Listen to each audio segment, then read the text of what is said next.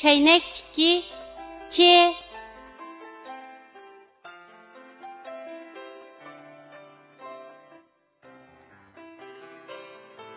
Bu harfning talaffuz qilinishi mundaq. Ç.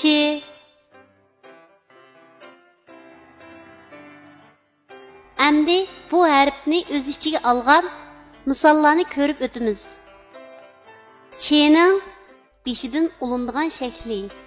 Misol: cho'mich. Ç'ning bosh va oyog'idan ulinadigan shakli. Misol: çiçek. Ç'ning oyog'idan ulinadigan shakli. Misol: qilich. Ç'ning ayrim shakli. Misol: choch. Tuanda biz rasmga birlashtirib, yuqorida o'rganib o'tgan harfning to'g'ri yozilish tartibini mashq qilib o'tamiz. Cho'mich. Chi harfining beshidan ulinib keladigan shaklning yozilish tartibi.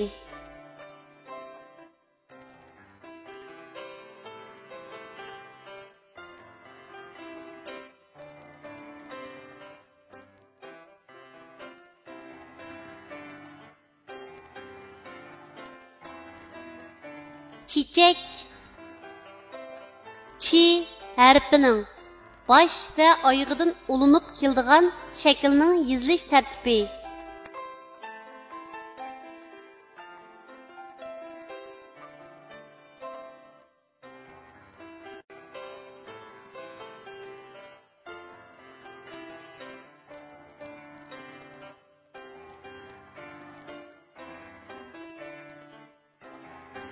Qilich. Chi harfining oyog'idan ulinib keladigan shaklning yozilish tartibi.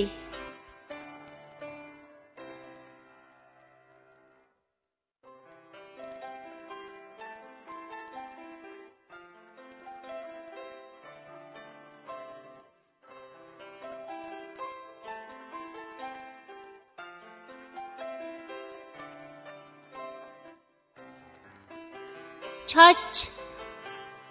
Chi harfining ayrim shaklining yozilish tartibi.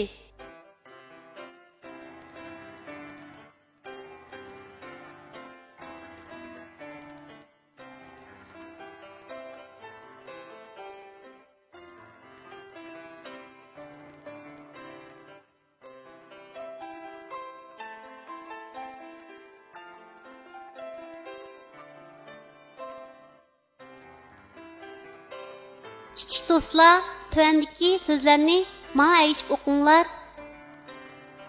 Choy, chop, chish, uch, cha, na, chana, chi, na, china, cha, pan, chapan, ar, cha, archa.